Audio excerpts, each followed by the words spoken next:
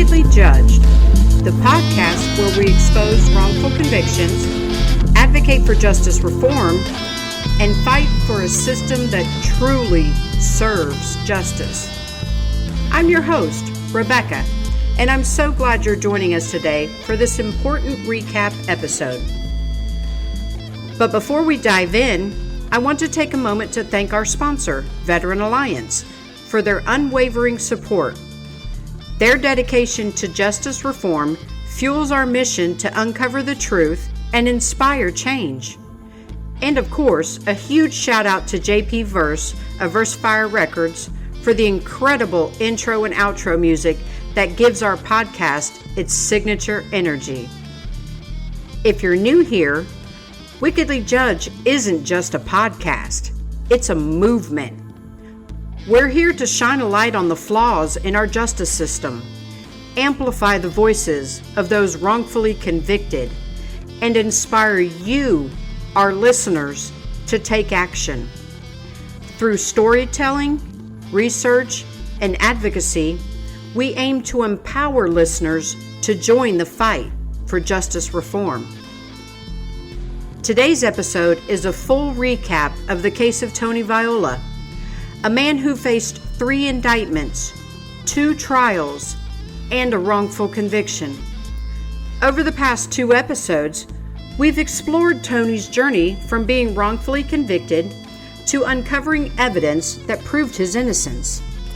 We've also discussed the systemic misconduct that led to his conviction and the incredible courage of whistleblower Dawn Pasela, who risked everything, including her life, to expose the truth.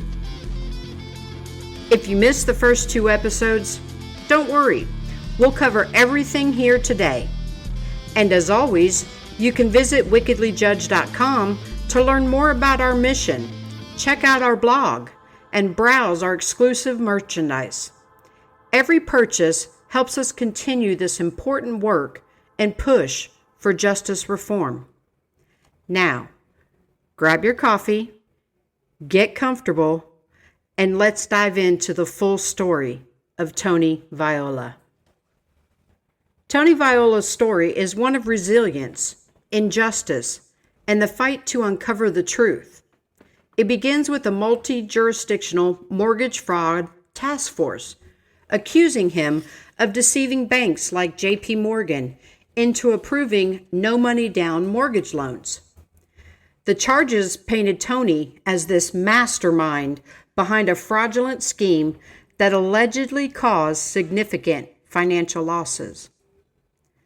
At his first trial, Tony was convicted and sentenced to 12.5 years in prison. But what makes Tony's case so extraordinary is what happened next. From his jail cell, Tony began investigating his own case. Without legal representation, he uncovered evidence that the Justice Department had deliberately withheld, evidence that not only proved his innocence, but also exposed systemic misconduct by the prosecutors and the investigators.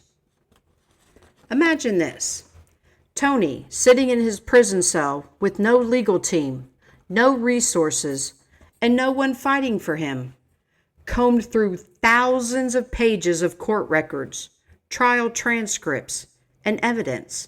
He worked late into the nights, piecing together a puzzle that the justice system had deliberately tried to hide. Here are some key moments from the first episode.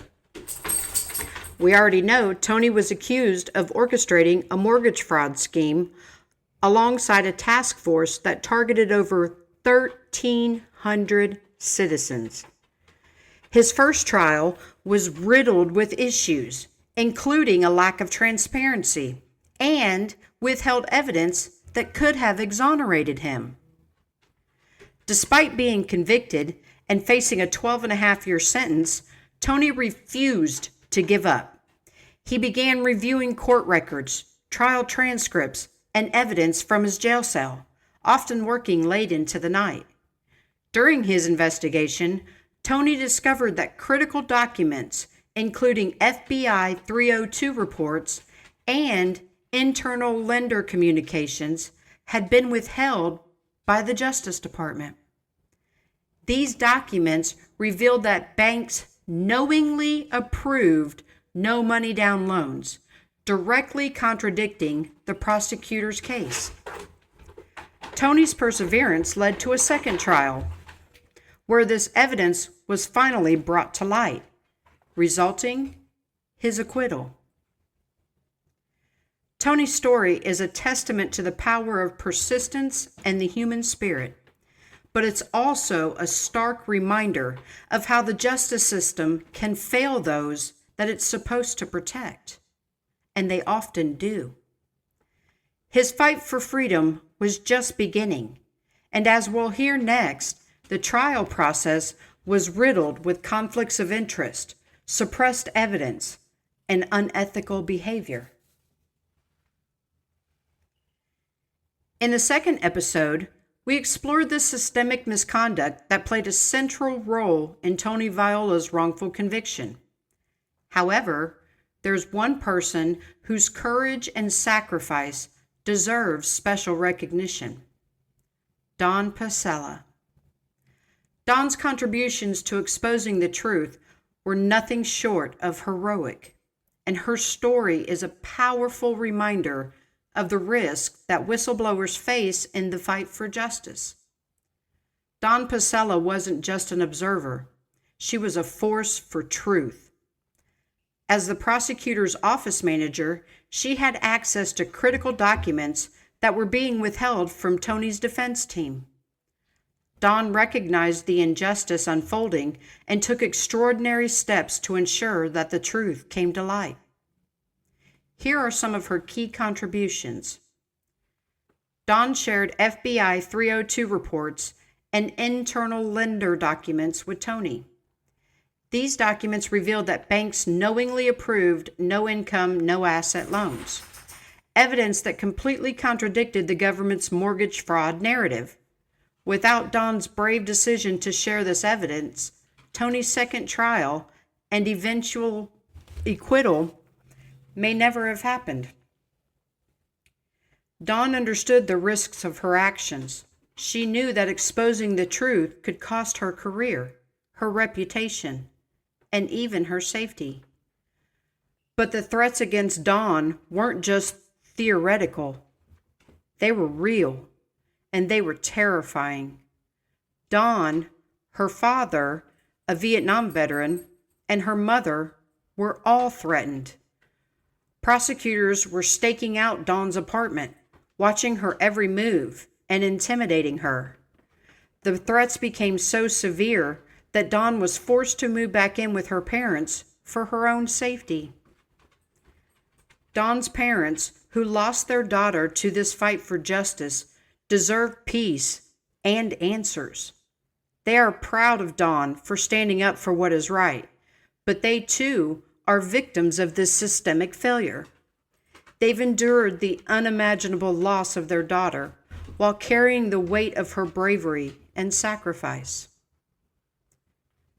Seeking Justice, an advocacy organization, has put up a $10,000 reward for information leading to the arrest of a suspect in connection with Dawn's murder. If you or someone you know has information that could help bring those responsible to justice, please come forward. Dawn's story deserves answers, and her legacy deserves to be honored. Dawn Pasela's courage in exposing the truth was pivotal in Tony's fight for freedom. Her actions remind us all of the power of standing up for what is right, even in the face of overwhelming odds. As we continue our fight for justice, let's ensure that Dawn's bravery is never forgotten. In this segment, we take a closer look at the prosecutorial misconduct and the unethical practices that played a central role in Tony Viola's wrongful conviction.